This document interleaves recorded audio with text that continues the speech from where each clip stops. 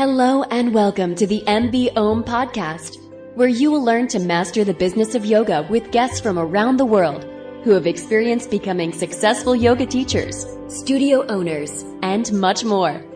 Now, here's your host, Amanda Kingsmith.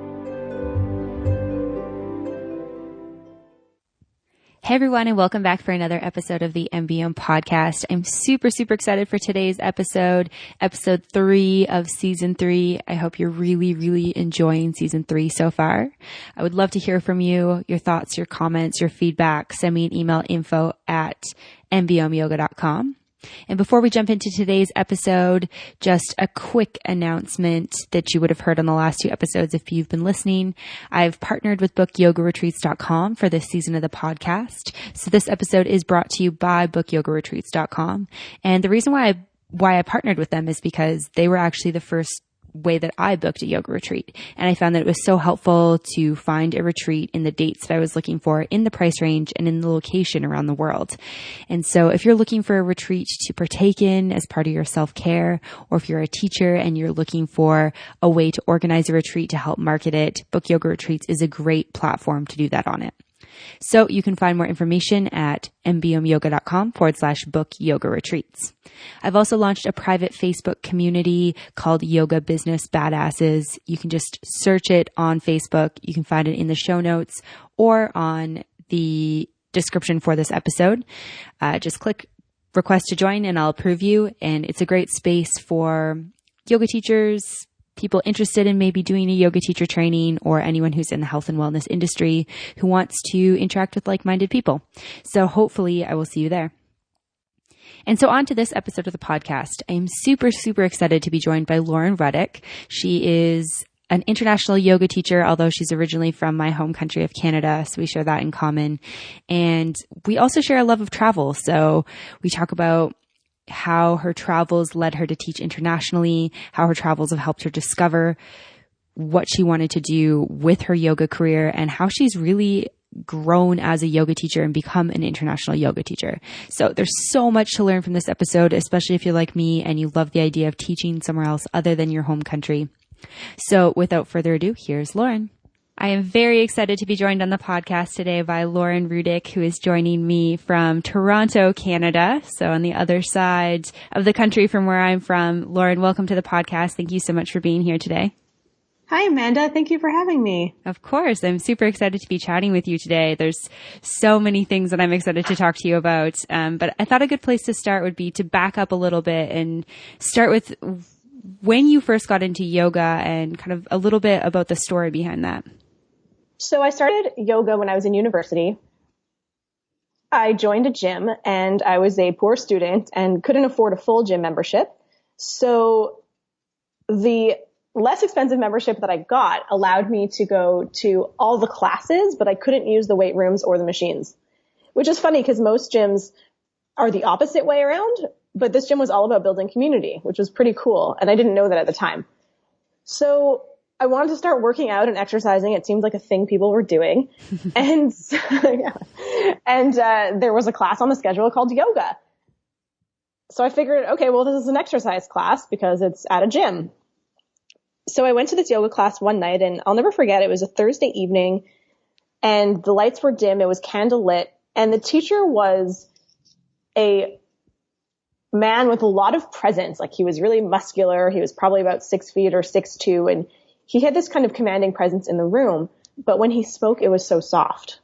And he moved us through what I now know was a power flow class.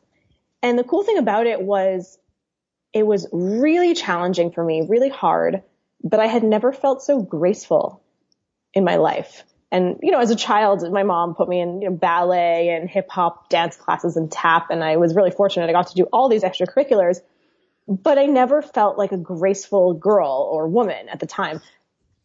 I always was kind of clumsy. And I remember one of my sister's boyfriends called me Stompy because I walked around the house and made so much noise.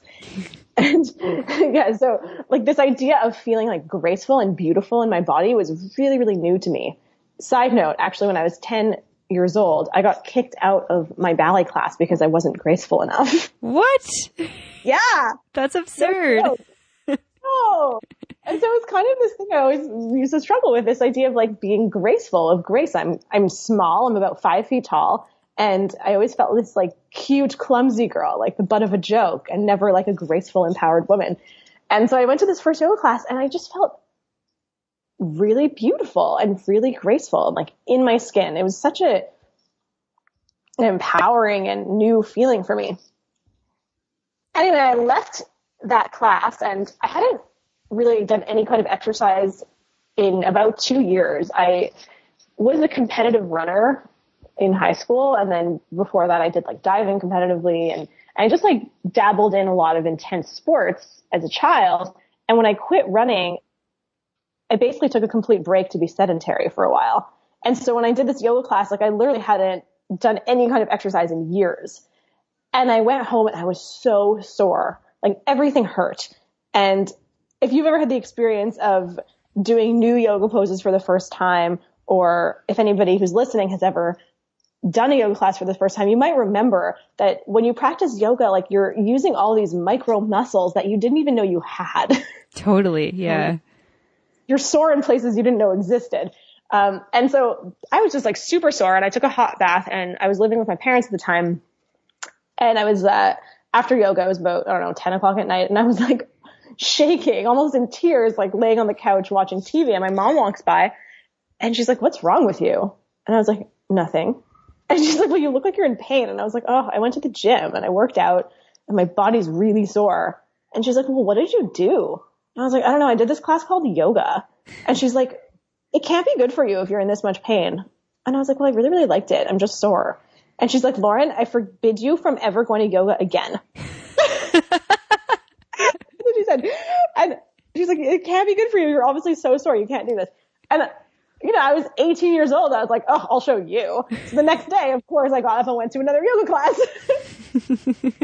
And so I started going to this yoga class every Monday, Wednesday, and Friday at 11 a.m. And my first teacher's name is Susan Cohen. And you won't find her on the internet. You will not be able to Google her or research her. Like, she's so humble and so wonderful. And she just lives and breathes yoga. And she eats up all the literature she can. She studies with all the inspiring teachers that she could reach. And she just like breathes this message of love and of health. And I just felt so safe in her class. And so I started going to yoga 3 times a week in college. And that's sort of how the journey began. And I call Susan my mom of yoga because she's the one who said to me, "Go be a yoga teacher." And it was amazing. It was after I graduated university, and I had been through a breakup at the same time, like a week after I graduated. My boyfriend was like, "I want to go traveling." I'm like, "Cool, let's go." And he was like, "I want to go without you." And I was completely heartbroken, right? I was like 23 years old, thinking I found the love of my life. We're going to get married and have babies. And I'm like, done. I've done it. I'm set. And, it just completely threw me for a loop. And I had graduated university, and I think like most young graduates, it's like you finish this experience and you think, where am I going to go now? What am I going to do? You're supposed to go into the job world. You really have no idea how to enter in. You don't quite feel like an adult, but you're definitely not a kid anymore. And it's this sort of existential place in your life where you're just in the middle of the unknown. Definitely. And so I went to this yoga class. Yeah. And so I went to this class with Susan, and I just like broke down in tears on the mat.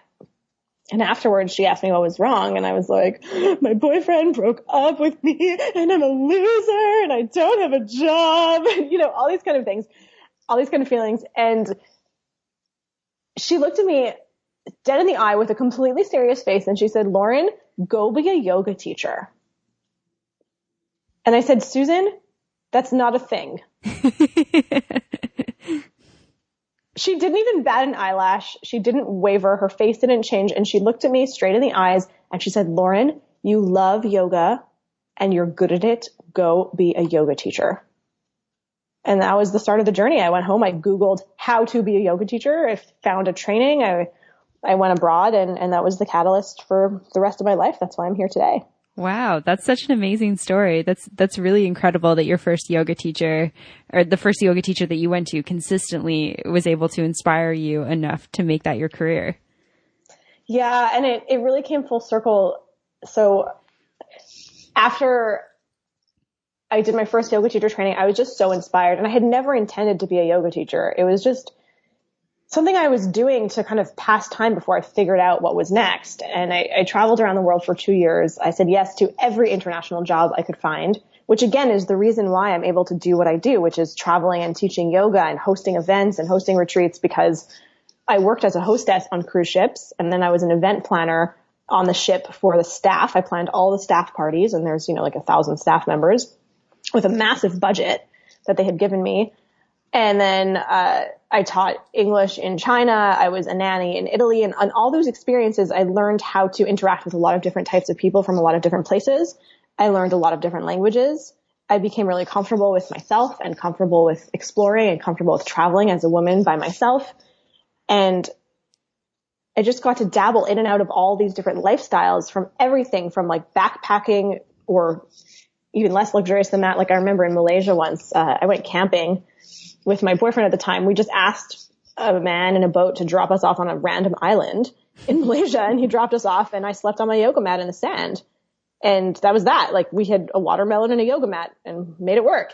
All the way up to the super luxurious, where when I was a nanny in Italy, I was working with this family who was exposing me to this very luxurious lifestyle and taking me with them to, phenomenal ski vacations and traveling through beautiful locations in the northern parts of Italy, and then to cruise ships where I was working on one of the most luxurious cruise lines in the world. And so I really got to learn kind of what people like, what people want, and all different styles of traveling.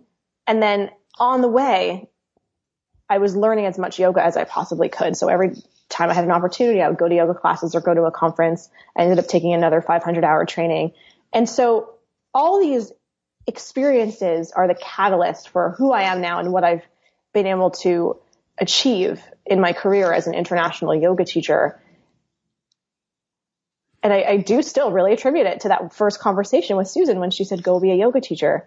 And it, like I said, it came totally full circle. After I went traveling for 2 years, I started teaching yoga full time in Montreal. And as I got better known in the city, I actually started teaching at the original gym that I started taking classes with Susan, and then another upscale health club in Montreal where she was also a co-teacher.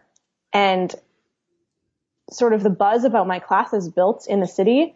And then eventually Susan used to come to my classes. Oh, wow. Yeah. And it was just the coolest thing. And I still, whenever I'm in Montreal, make a point to try to go to one of her classes. And she supported me all throughout as she came to my classes. And, every time she sees me now, she just says, Lauren, I'm so proud of you. Oh. And all I can say is, I'm so grateful to you. Wow. I love that. That's so amazing. Yeah, she's a really special woman, and I feel so grateful. A lot of people talk about like their first yoga teacher, their guru. And I mean, for me, she's just the person who saw it. I don't know if I would call her a guru. This word kind of, I think we can all be gurus of our own lives. And I don't want to call her like my yoga master, or my mentor, because I don't think any of those words would appropriately describe the relationship we had. Like, quite frankly, she's just someone who saw into my soul and saw a potential in me that I couldn't. Yeah, I think that that's a really amazing point, is having these people who believe in yourself before you believe in yourself is pretty amazing. Mm-hmm. I think that it's really interesting how your travels have impacted you so much and gotten to you to where you are now. I'm curious, when you were on those trips, were you teaching at that point, or it was like, I'm a yoga teacher, but I'm taking this time to travel now and I teach when I'm back in Canada? Or what did that look like at that point for you? So I left for 2 years. So it wasn't back in Canada. There was no back in Canada. I was just like flying by the seat of my pants until I got to the next thing. And I wasn't officially teaching yoga because I was having all these other jobs, working on ships, being a nanny, teaching English. But when people would ask me about my story, which is a very common thing that travelers do, one of the first questions is, where are you from? How long have you been traveling? And what are you up to? Yeah. These are very common. So when people would say, what are you up to? I would be like, oh, I'm a hostess on a cruise ship, but actually I'm a yoga teacher. Like, I'm teaching English, but actually I'm a yoga teacher. And anytime I would tell people I was a yoga teacher, they'd be like, oh, I'd love to try a class. And I would say like, well, I don't really teach. And they're like, well, you just said you're a yoga teacher. I think I really wanted to define my sense of self as being a yoga teacher because I felt like the best of myself when I was on the yoga mat, but I wasn't really ready or knowledgeable about how to make that transition because in my teacher training, we weren't really ever taught about the industry of yoga or how to get a job in yoga or what that looks like. And that's actually a big focus that I put on my teacher trainings with my students now is, okay, when you leave here, what are the next steps? Let's help you build a yoga resume. Let's help you make a bio. Let's help you figure out how you're going to apply to studios. Let's figure out how you're going to build your brand. Let's talk about getting you jobs so that they don't feel like lost or down and out when they leave. They are excited about next steps. Thank you for that, by the way. I so appreciate that. That's the reason why I started this podcast is because when I became a yoga teacher, I was like, what the F am I supposed to do now? Nobody told me what's next. No, this is not a thing that most yoga teacher trainings talk about. It's like, la, la, la, here's a sequence. Okay, bye. And our training is not like that. The school I started, it's called Yoga Academy International. And we believe in raising the standard of education in yoga because the standard is really subpar. And I think it's diluting our profession with young, hopeful teachers that want to be international yoga instructors, want to make it on a large scale, want to be the Lululemon ambassadors. And they have no idea how to put themselves in the market. But furthermore, they don't actually have the education they need to do so. They have a sequence that they can teach and that's it. And so we're really about empowering our students to have a holistic view of the practice of yoga to be able to grow and also have the tools they need to actually get into the industry because that's the challenge. Definitely. The sequences you can learn. Getting into the industry is, for me, it required a lot of trial and error and, a lot of guessing until I sort of figured it out. But anyways, I'm digressing completely. So yes, I had no intention really of teaching, but I felt like I needed to tell people I was a teacher because that was when I was the best of myself. And every time I said that, someone would say, can I try a class? And I'd be like, oh, okay, I guess. So when I was working on the ships, I taught free classes to the staff, and that was awesome. When I was a nanny in Italy, I was giving classes to the mother of the children and sometimes to the kids I taught. And when I was teaching in China, this was very cool, actually. I went to a local yoga studio. I became friends with the yoga teacher there. One of my favorite travel experiences actually is her English was terrible. My Chinese obviously was equally terrible or worse. And she really wanted to spend time with me because in the small city we were living in, sorry, I said small city. It was a small Chinese city. It was a small city of 4 million people. Bigger than like any Canadian city. Totally. But in this small Chinese city, they were the only yoga studio. And so she didn't have access to international teachers and she didn't have access to teachers that were dabbling in other styles than she had learned or, just different perspectives in yoga. She had access to that, on the limited internet that they had in China. YouTube is blocked and like Facebook is blocked. So she had some access, but not a lot. And she was really excited to learn from another teacher. Her English wasn't very good. My Chinese was terrible. And one of my favorite experiences was she invited me to her mom's house to make dumplings. In Chinese, you call them jiaozi. So she invited me to her mom's house to learn how to make dumplings. And she also invited a friend who was one of her yoga students who worked as a translator so that she could translate the conversation between us. And it was just like 4 women sitting around a kitchen table making dumplings. It was really fun, like a ton of laughs, lots of great translations. And we became friends through this third-party woman who was a translator. And she got to ask me a lot of questions about yoga. I asked her a lot of questions about yoga and Chinese culture. And then at the end of that afternoon, she said, can you come and teach at my studio? Oh, cool. And so I started, my first official teaching job actually was teaching yoga in China to Chinese women. And it was awesome because I had this opportunity to practice teaching, to learn my voice, to make all the mistakes I could because none of them spoke English. So it was mostly just demoing and chatting and talking out sequences. And it was such a great experience. I had a really nice following of sweet, sweet Chinese women that I could barely communicate with. I learned how to say things like inhale and exhale in Chinese and left hand and right hand. And that was kind of the extent of it. But it was a great opportunity to practice sequencing. It was an opportunity for me to practice my voice. And they wanted the experience of learning English a little bit and a new perspective on yoga. And then as the word spread, a lot of the expat teachers in my city would come and take English yoga classes with me. Awesome. That's really cool. Yeah, it was great. I feel so fortunate. And again, I'm really grateful to that studio in China for like giving me the opportunity to practice teaching yoga. And then that really gave me confidence to feel a little bit more like a yoga teacher, because then I had, I was teaching like twice a week for about a year.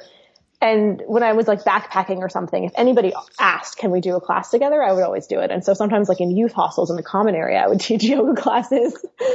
And so yeah, I did teach a little bit while I was traveling, but it wasn't my official gig. And I wasn't still convinced that it was going to be a career for me, because I still had no idea how I would turn just a passion into a profession. Right. Okay. And so you get back from this 2-year trip, you start teaching full time in Montreal. And is that when things kind of like really kicked off for your career? Gosh, no. No, I started teaching full time in Montreal and I hated it. I hated it. How many years ago was this? I came home from China in 2010. So about 7.5 years ago. Okay, cool. And so you hated what you were doing. Oh, I said came home from China. That's not true. After China, I traveled for another 6 months. I came home from that trip in 2010. Your life sounds very similar to mine. It's like, oh, when was I at home? When was I gone? Yeah, now I'm over here. Now I'm in this place. Now I'm in this place. When you just said Lauren is joining us from Toronto, I was like, oh, I'm in Toronto? It was like a weird shock for me for a moment. Like I was just in Utah a week ago, and before that, Bali. I'm like, wait a minute, where am I? Yeah, it sounds like we have a similar lifestyle. Yeah.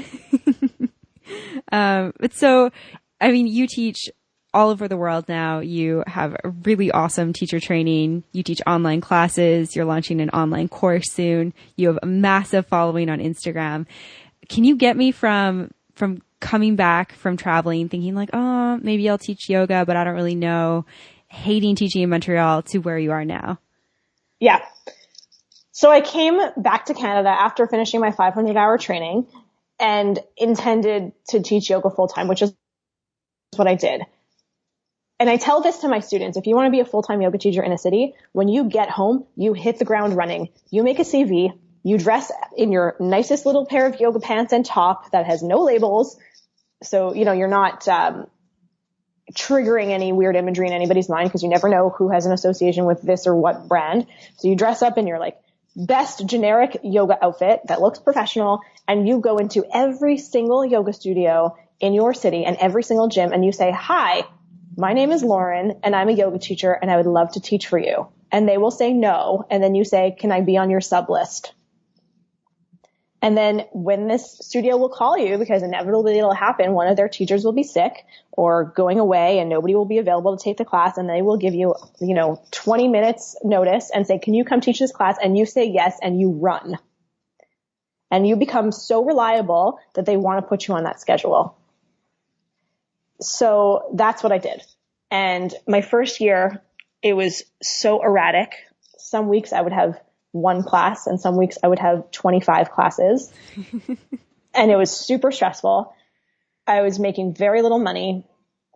And then after about a year of that, I got better known in the city and my following grew, and I had steady places in gyms, and I was teaching at about 7 different locations and anywhere between 15 and 20 classes a week, which is a lot.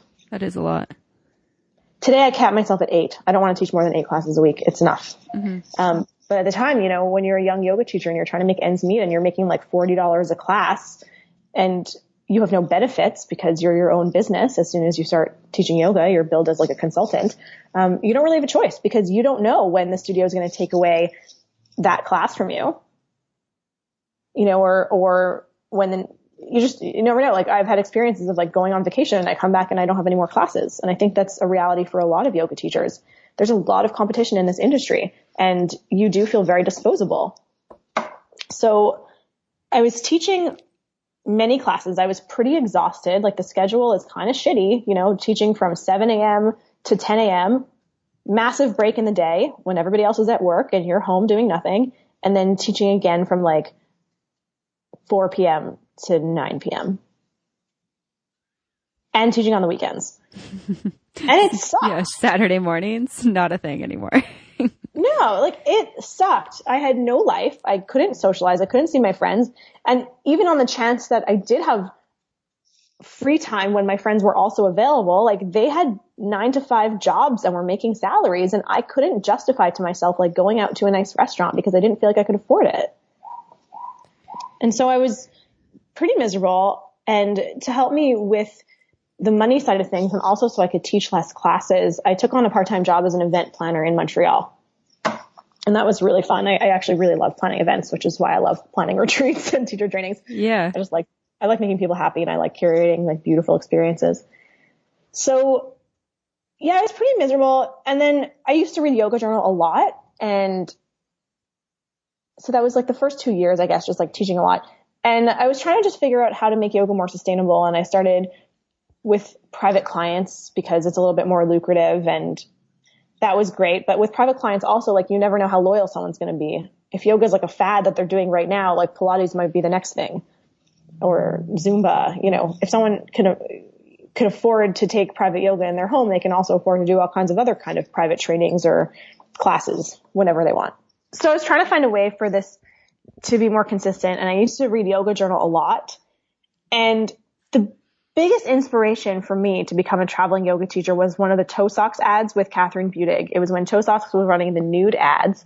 And I was so inspired by this imagery and this photo of her. I had seen the ad a few times because I subscribed to Yoga Journal monthly. And after a couple of times, I was like, I've got to figure out, like, who is this woman? It's so amazing. And I saw at the bottom of the photo, it said yoga teacher Catherine Budig. And I Googled her, got to her website, and I saw that she had a workshop tour. And I was sitting at my computer alone in my house, and I looked at the screen and I said, oh my God, yoga and traveling is a thing?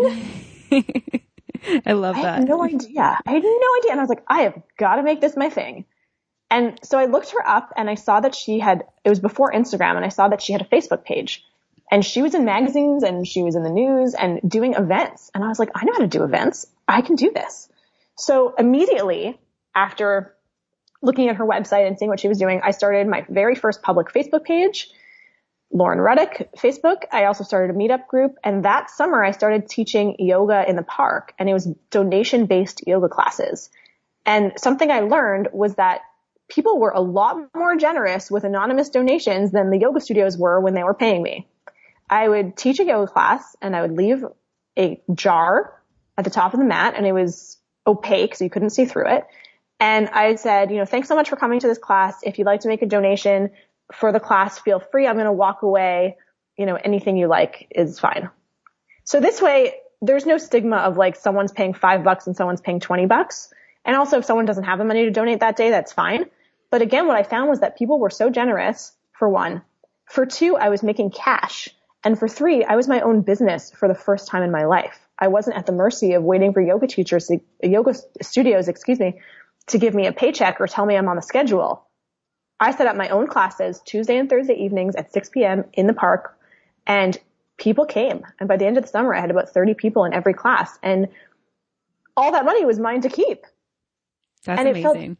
And it felt amazing and empowering. I had no overhead. And then the park that I used to host yoga in the park at loved what I was doing because there was a community forming. There was people in the park. It was vibrant. And, yoga's not intrusive. We're not screaming. We're not making a lot of noise. It's family friendly. And the newspaper did a feature on me about teaching yoga in the park. And then that led to Montreal's first yoga festival contacting me and saying, hey, can you teach at this yoga festival? And then I was featured on the news for them. And it came about because I had this Facebook page. I was able to share what I was doing with my following that was slowly growing. And the truth is that hype builds hype. And so the more I got featured on the news or in the newspaper, the more I was asked to be featured on the news or in a newspaper. And slowly my following in Montreal built, and I was a well-known teacher in the city. And after I taught at my first festival, from there, I was able to email other festivals and say, hey, I've taught at this festival. Can I teach at yours? Yeah, I love that. Thank you. And I'll be honest, my really big start in the world of international yoga teaching came from Wanderlust festivals. When I wanted to make this transition into teaching yoga internationally, I wrote a cold email to every single festival and yoga conference I could find, even if I knew nothing about them. And the email was something pompous like, hi, my name is Lauren Rudick. I'm an international yoga teacher, and I really think I would be a great asset to your festival. Looking forward to chatting more about this. Enjoy, Lauren. I love that. Yeah, it was just, all right. I will talk with you later. I will talk with you later. Yeah, like I have this tenacity about me that is a huge reason for why I am where I am, because I don't like to take no for an answer. I will eventually, but I don't get bogged down when people brush me aside. That's great. I feel like that's not most people. Yeah. No, I agree. So if I want to do something, I will find a way to make it happen. That's just who I am. And I will exhaust every possibility. And I mean, it's also gotten me in trouble. I'm not going to lie. Like I've been in relationships where like I'll try everything I can do to fix something in every possible way. And, you know, my partner or my friend will be like, what are you doing? Like, this is not going to happen this way, or this is not going to happen. But what if we do this? But let's try this. But we can do this. Like, no. You know, so it is a wonderful quality that's helped boost my career, but it's also a quality that sometimes gets me in trouble. Right. Yeah. There's always like two sides to any type of personality trait that we have. I guess I'm curious. So if somebody out there is listening and they're like, okay, I want to do this. And they just heard that and they're like, I am not like that at all. Do you have any tips for somebody who's maybe not as naturally tenacious or as naturally as forward to kind of put themselves out there and ask for what they want? Yeah, it's not easy. You definitely have to grow a bit of a thick skin and get used to rejection in life in general, but especially in the competitive world of yoga. And today with Instagram and Facebook and, you know, Snapchat, all the social medias, it's incredible. We have so much exposure. And, you know, when I saw Catherine Budick's career for the first time, I didn't know that teaching yoga internationally existed. Now everybody knows, and I think everybody really wants that. Most young, hopeful yoga teachers who graduate teacher training, they want to be a successful international yoga teacher, but not everybody knows what that means, for one. For two, I don't think people realize the amount of hard work it takes. And for three, the Instagram is the highlight reel. Facebook is the highlight reel. It's not the realities of jet lag, shitty hotel rooms, missed connections, missing your family, struggling to maintain relationships because you don't get to see your loved ones that often. You know, and those are the big realities of international yoga teaching. I love my life and I love my job and I wouldn't consider doing anything else. But I don't think it's for everybody. And I think a lot of people who want to be like an international yoga teacher, it's because of the highlight reel and not necessarily because of the reality.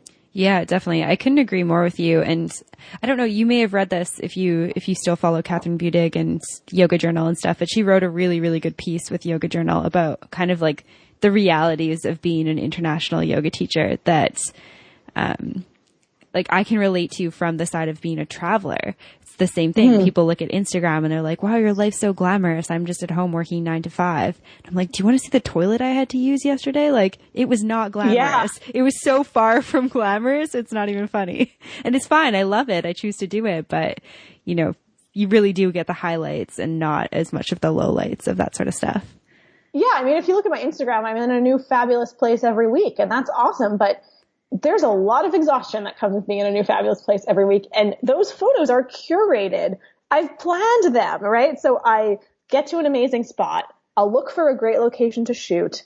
I wake up at 5 a.m. to put on makeup and do my hair and choose a nice little outfit and think about what I want to portray and then go and take those photos. Like it is planned. You know, when people with big Instagram accounts today, like it is my life and it is my real life and all the words are my real words and the scenarios are real. But those photos are curated. So one of my favorite photos, and every time I show it to someone, they love it. And it's this photo of me on a sand dune in Colorado, and I'm in mermaid pose. And it's spectacular. I'm not going to lie. This photo is amazing. But what you don't know is that behind the scenes, it had snowed that morning. It was 5:30 in the morning when I took that picture. The sand was about 0 degrees, and I got frostbite on my feet. It was so cold. And it's like, these are the things I do for Instagram. And it's funny to think about it. Like, I go hiking with my tripod and my camera to go and take like beautiful shots. And I love it. For me, it's like an amazing form of self-expression. And I love that having a beautiful Instagram feed brings me to beautiful places all the time, right? Like, I'm searching for the most spectacular locations so I can take great photos. But it didn't just happen, right? Those photos are planned. I've thought about where I'm going. I've thought about the poses. I've thought about the outfit.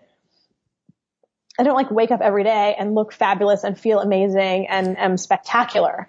It's a highlight reel. So yeah, that's a big reality of it. Yeah, for sure. Yeah, definitely. I'm curious because you do have this big Instagram following that it sounds like you've really worked to get there and that you put a lot of effort into creating great photos for people to enjoy. What do you think, like, how do you think that has benefited your business as an international yoga teacher? Oh, I don't think I know. 90% of my income today comes from Instagram, not because I'm paid for posting, because yoga studios follow me, yoga festivals follow me, and they invite me to teach for them, to do workshops for them, or to be at their festival. 90% of the people who come on my retreats and teacher trainings follow me on Instagram. They've seen my Instagram photos and they want the experience. And so part of curating this beautiful Instagram profile is because I'm curating a lifestyle and then inviting people to join me. And they say yes. So I know that Instagram is a huge contribution to where I'm at today. And I'm grateful for the platform. I mean, I love Instagram and I love interacting with people on it. I love the community that is built. And I'm so impressed and humbled and fortunate that people read my words and see my photos and say, I want to meet her and I want to join her. And they will take this leap of faith and come with me to Bali or come with me to Morocco or come with me to Costa Rica and join in on a yoga experience. And I feel really, really lucky that the experiences that I've curated through retreats and through teacher trainings match the expectations of the yogis that join. Because that's a big part of it too, right? Like, you put out these images on Instagram and you have to stand up to your own brand. And when I first started, I was scared. Like, okay, now these people expect so much from me and they expect me to be this girl on the internet and they expect fabulousness. Yeah, definitely. That's a little bit of pressure for sure. It's a lot of pressure. But again, like, my background in traveling and my background in traveling of all different styles, from like beyond backpackers to extremely luxurious, and my background in event planning and my ability to speak a lot of languages and my education and my yoga experience has been the building blocks to arrive at this place that when people show up, I can deliver. And I feel very proud of that, to be honest. Yeah, definitely. I think yogis are like afraid of the word pride, but I've built this experience and I'm proud of it. And I'm happy and grateful to these people for joining. And like, there's nothing that makes my heart sing more than when people come on yoga retreats with me and love it. And my return rate on yoga retreats is 70%. So like, Instagram gets them in the door and then the experience gets them coming back. And so for me, I feel really, really, really, really, really grateful that it works. Yeah, that's amazing. I think it's really cool to hear the difference between using Instagram for a business. So, you know, it's this profile that you have created very strategically and you post strategically, versus somebody who is using it for their own personal benefit. And I mean personal benefit in like not a professional sense. And I think that however you choose to use Instagram is obviously fine. People can do what they want with their profiles. But it's interesting to think because, and maybe you can tell me if I'm wrong about this, but you probably wouldn't just post a casual photo if you were like out with your friends at night or something. No. Yeah. No, I used to. But because the Instagram algorithm has changed, actually, like photos don't have as long a shelf life as they used to. Mm-hmm. Or sorry, excuse me. That's the reverse. Photos have a longer shelf life than they used to. So before I used to post 3 to 5 times a day because the feed was chronological and I wanted people to see what I'm up to. And Instagram was really just about sharing your day. Now it's different because with the algorithm changing, the shelf life of a photo is about 36 hours. So I don't even post every day anymore. I post every other day usually. And people will see those photos based on how much they interact. And so I'm conscious of posting photos that people will interact with more. And I'll share stories on Instagram of like my day or what I'm up to. But I've drawn a line because I use Instagram for work so much. I don't want to be on my phone all the time. I want to actually have real experiences in my real life. When I first got on Instagram and previously Snapchat, I've stopped Snapchatting since. Snapchat's so dangerous. You can spend all day on your phone.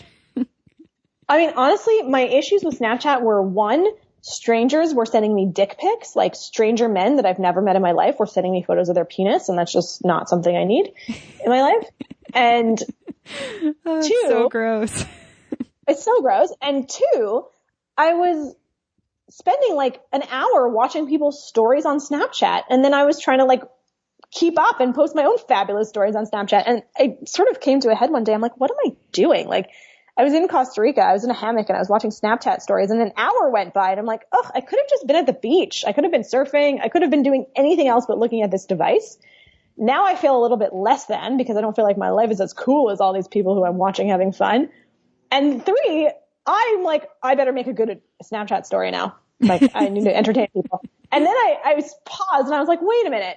My life is not a television show or a movie, and I don't need to entertain others with what I'm doing. Like, it's just bananas. I just want to live it. So for me, I draw the line that I post Instagram stories when I'm on work trips.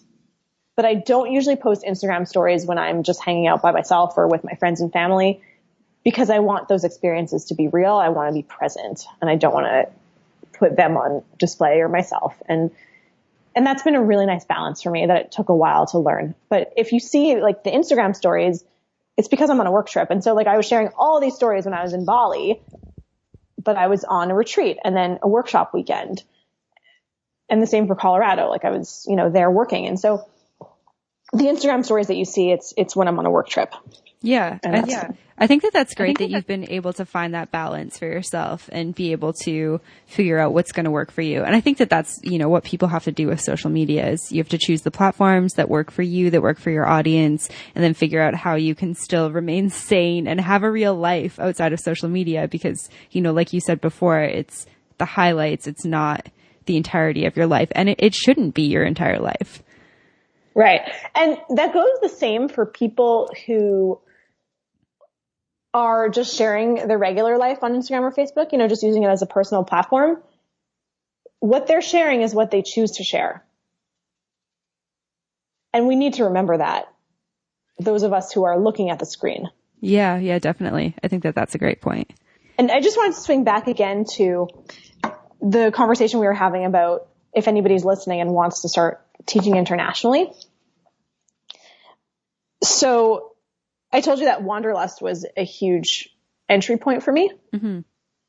So I just wanted to finish up, follow up on that email that I sent.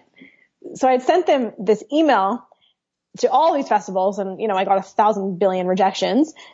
And the director of Wanderlust emailed me back 5 minutes after I sent him an email. And I don't know why. He was just on his phone. He saw this email. For some reason, he felt compelled to respond.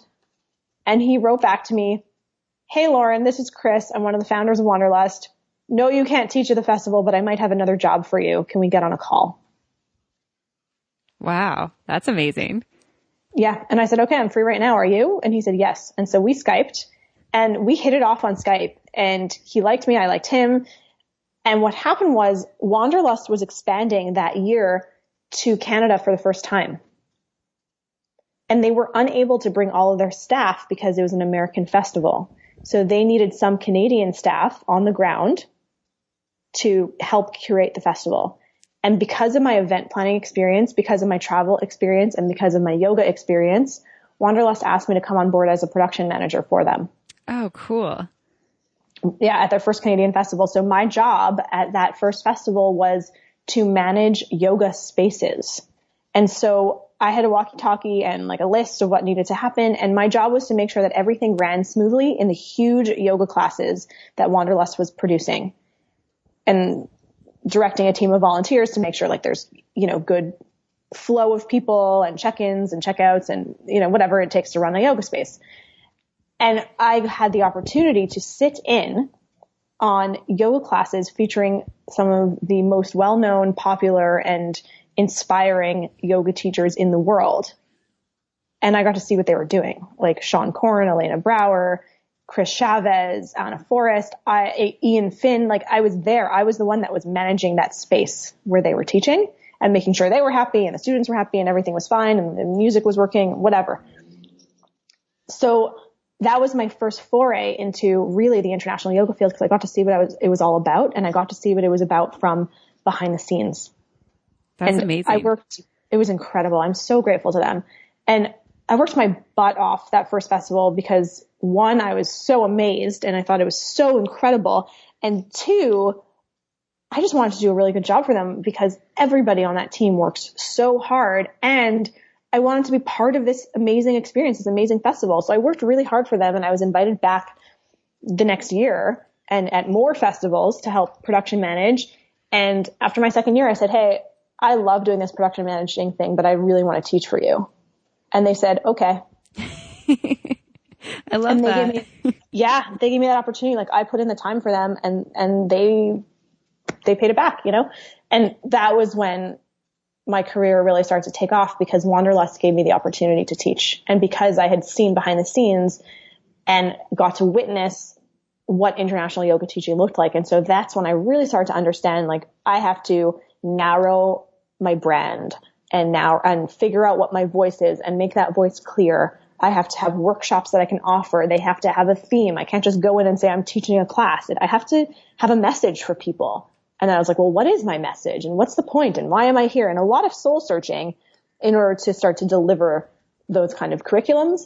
And once I started teaching for Wanderlust, that's when my following really grew, of course, because Wanderlust is an amazing festival and very popular. And I think you're considered like it if you get to teach for them. That's my opinion. Yeah, definitely. I mean, that's kind of like if you want to teach at yoga festivals, I feel like Wanderlust is kind of like that one that's in a distance that you're like, yes, I'm working towards that. So yeah, that's really cool. Yeah. Congratulations for that. Thank you. And teaching at Wanderlust was some of the best teaching experiences I've ever had. Like it's just so great. Yeah. I went to Wanderlust in Oahu a couple of years ago, and I did an outdoor class with Sean Corn, and it was my first class with Sean Corn, and it was just like this unreal experience. And I was like, I cannot even imagine what this would be like as a teacher, like to just be up in front of all of these people who are just, they're doing what you're cueing, and they're listening to your words, and they're taking in that. Like that would just be so amazing.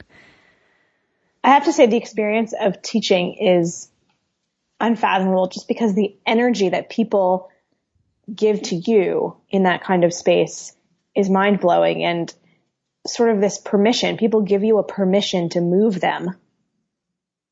And of course it's scary at first, because you get there and you're like, oh my gosh, all these people are wanting to like change their life in the next 90 minutes and I have to deliver something.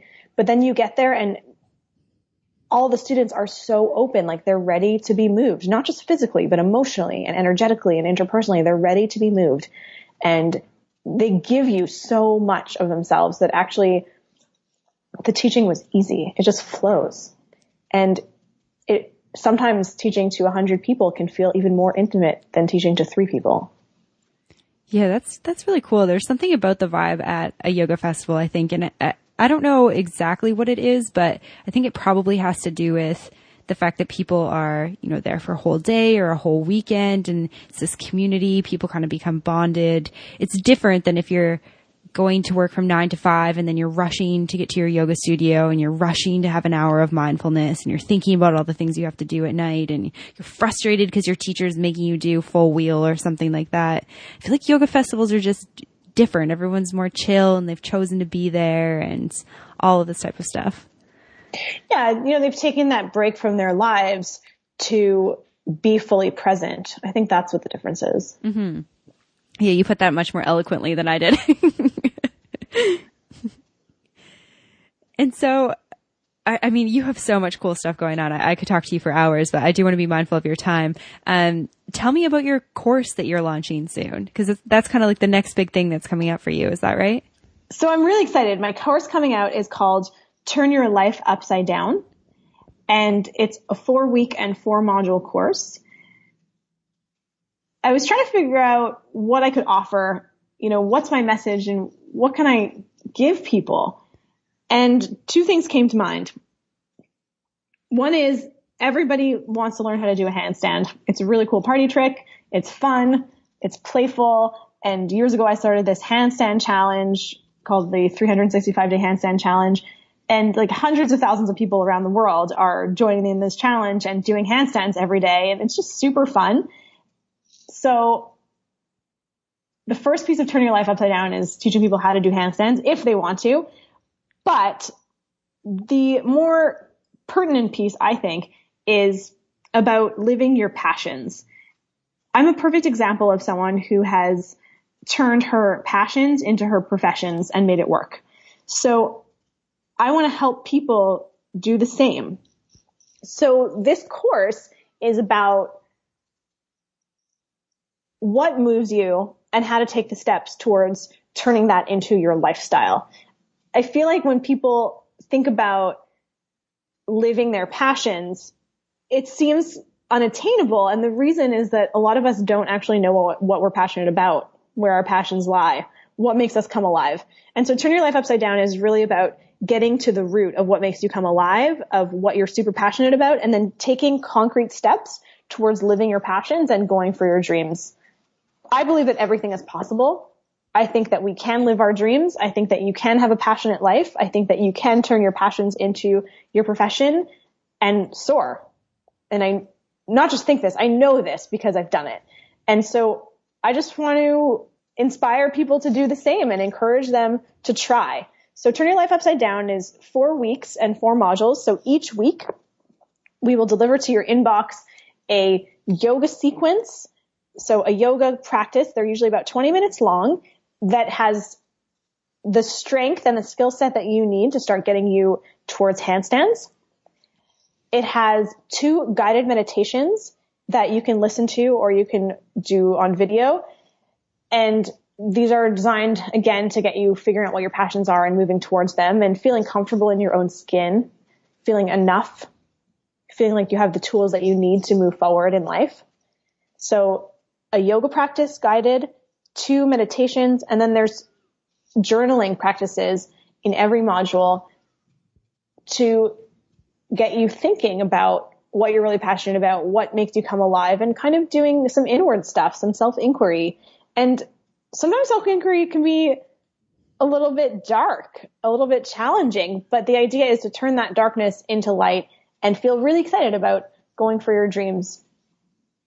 Yeah, that sounds amazing. I love that.